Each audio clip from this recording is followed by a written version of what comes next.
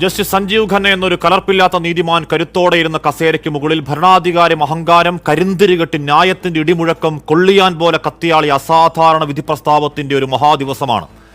56 നെഞ്ചളോ പ്രഘോഷണങ്ങളും ആർഭാടങ്ങളും ഇല്ലാത്തൊരു സാധാരണ മനുഷ്യൻ പരിഹാസങ്ങളില്ലാത്ത പതിഞ്ഞ ശബ്ദത്തിലാണെങ്കിലും സൂചീമുന മൂർച്ചയിൽ എതിരാളിക്കോട്ടയിൽ തുളഞ്ഞുകയറുന്ന വജ്രവാക്കുകൾ രാജ്യം കേൾക്കരുത്, അത് തീഹാറിൽ ഞരങ്ങിയൊടുങ്ങണമെന്നൊരു പൊളിറ്റിക്കൽ പ്രൊജക്ട് പൂക്കുറ്റി പോലെ ചിതറിയ ദിവസം എന്ന് പറയലാണ്. ഘട്ടം 3 കഴിയുമ്പോഴേക്കും അട്ടിമറി ആത്മവിശ്വാസത്തിൽ പ്രതിപക്ഷ നിര അതൊരു രാഷ്ട്രീയ ആരോപണത്തിനപ്പുറം രാജ്യം കണ്ടതാണ്. അവിശുദ്ധ വഴിയിൽ BJPയുടെ ഖജാനപ്പെട്ടിയിലേക്ക് കോടികൾ തള്ളിക്കൊടുത്തൊരുത്തൊരു മാപ്പുസാക്ഷിയുടെ വെറും വാക്കുബലത്തിൽ ഒരു സംസ്ഥാന ഭരണാധികാരിക്ക് അടിച്ചുകൊടുത്ത ജയിൽ വാറണ്ട് മുഖ്യമന്ത്രി സ്ഥാനം രാജിവെക്കാൻ സൗകര്യമില്ല എന്നൊരു നാണമുണ്ടോ നെറുകെട്ട ഭാഷ സംസാരിക്കാൻ?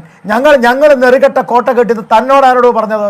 അതെ, നിങ്ങളുടെ ഖജനാവിലേക്ക് കോടികൾ നിങ്ങളുടെ